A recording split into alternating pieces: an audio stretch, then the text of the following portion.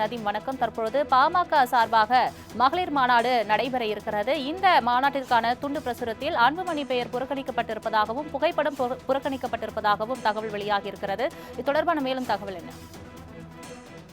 நிச்சயமாக சலோமி, விழுப்புரம் மாவட்டம் திண்டிவனம் அடுத்த தைலாபுரம் தோட்டத்தில் இன்று பாமகவின் 37ஆம் ஆண்டு தொடக்க விழாவை முன்னிட்டு இன்று காலை பார்த்தீங்கன்னா பாமக நிறுவனர் ராமதாஸ் கட்சி கொடியினை ஏற்றி வைத்து பொதுமக்களுக்கும் கட்சி நிர்வாகிகளுக்கும் இனிப்புகளை வழங்கினார்.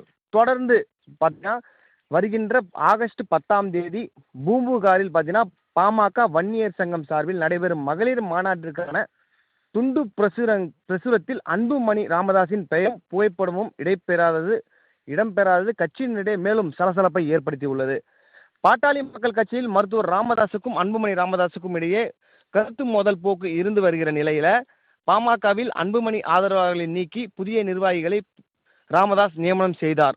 புதியதாக நியமிக்கப்பட்ட நிர்வாகிகளை கொண்டு மாநில நிர்வாக குழு செயற்குழு கூட்டத்தினை மருத்துவர் ராமதாஸ் நடத்தி கட்சியில் நிர்வாகிகள் நியமனம் செய்யும் நீக்கும் அதிகாரம் தனக்கு மட்டுமே உள்ளதாகவும் அன்புமணி நடத்தும் கூட்டங்கள் செயற்குழு கூட்டம் செல்லாது என தேர்தல் ஆணையத்திற்கு கடிதம் ராமதாஸ் அனுப்பியுள்ளார்.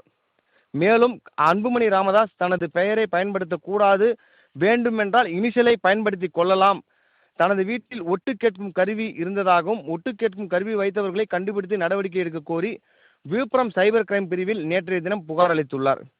இந்த நிலையில் இன்று பாமகவின் 37வது ஆண்டு விழாவினை முன்னிட்டு ராமதாஸ் தைலாபுரத்தில் இல்லத்தில் கட்சி கொடி ஏற்றி வைத்து தலைவர் சிலைகளுக்கு மாலை அணிவித்து கொண்டாடினார். பாமகவின் 37வது துவக்க நாள் கொண்டாட்டத்தில் பங்கேற்ற அக்கட்சியில் அரசியல் ஆலோசனை குழு தலைவர் தீரன் ஆகஸ்ட் 10ஆம் தேதி வன்னியர் சங்கம் சார்பில் நடைபெறும் மகளிர் மாநாட்டிற்காக துண்டு பிரசுரத்தை இன்று வெளிக்காட்டினார். அந்த துண்டு பிரசுரத்தில் பாமகவின் தலைவர் அன்புமணி ராமதாஸ் பெயரும் புகைப்படமும் இடம்பெறாமல் உள்ளது கட்சியினரிடையே சலசலப்பினை ஏற்படுத்தி உள்ளது. ஏற்கனவே ஜூலை 20ஆம் தேதி அன்புமணி ராமதாஸ் தலைமையில் 10.5% இடஒதுக்கீடு வழங்காததை கண்டித்து ராமதாஸ் ஆர்ப்பாட்டத்தில் ராமதாஸ் பங்கேற்க மாட்டேன் என தெரிவித்தது குறிப்பிடத்தக்கது என்பது சலோமி. தங்களின் முழு விவரங்களுக்கு நன்றி நதி.